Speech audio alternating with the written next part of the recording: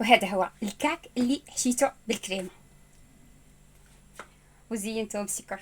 قالكم بلي سيوح، قالكم بلي سلام. السلام عليكم ورحمه الله تعالى وبركاته. دروك غادي نحضر لكم لامونه. غادي ما فيهاش الزيت.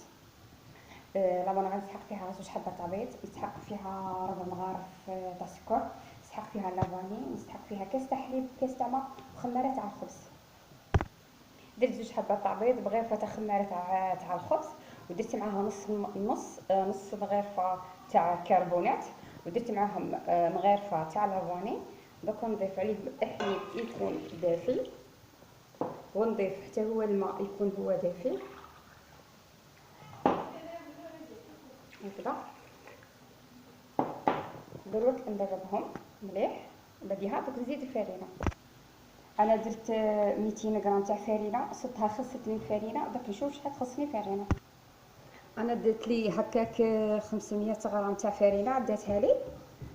ودوك ندير مغرفه كبيره تاع زبده فانيكيه، نديرها فيها مغرفه. دروك درت مغرفه تاع زبده، شوفوا شحال راهي درت لي حاله.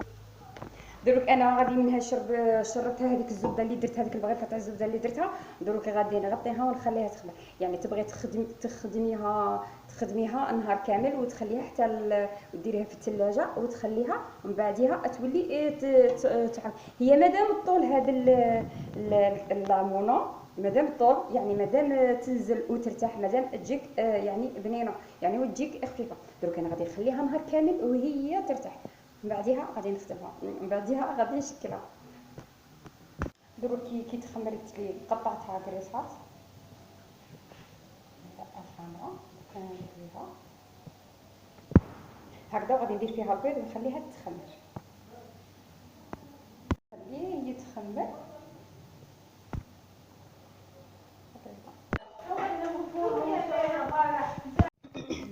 دروك فتحت الحبه باثنين، دروك فتحتها وتكون محضره كريم شانتي. درت كريم شانتي مع الشيكولا، شيكولا يعني شيكولا سائله. ودروك نحشيها انا الحشوه.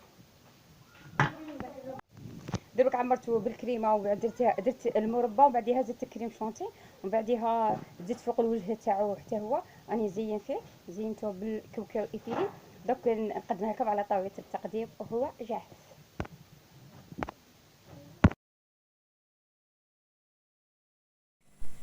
وهذا هو الكعك اللي حشيته بالكريمه وزينته بسكر. قالكم بلي سيوح، قالكم بلي سلام.